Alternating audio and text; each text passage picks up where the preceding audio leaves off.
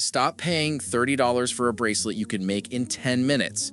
All you need is stretch cord, some beads, and one knot nobody teaches you.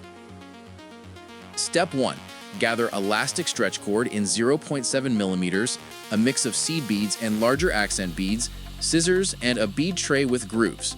The grooves keep beads from rolling away while you build your pattern. Step 2. Wrap the cord around your wrist and add 2 inches for knotting room, then cut. Lay your beads into the tray groove in the exact order you want them strung, largest accent beads spaced evenly apart. Step 3. Thread the beads onto the cord one at a time, straight from the tray groove so your pattern stays in order. Push each bead down snug against the last with no gaps. Step 4. Tie the 2 cord ends together with a double surgeon's knot, not a single overhand knot. Pull it tight, add 1 drop of clear jewelry glue, and once dry, trim the ends and tuck the knot inside a bead. Pro tip: always test the stretch by gently pulling the finished piece before you trim the knot. A single knot alone will slip loose within a week. Got a beading trick of your own? Drop it in the comments.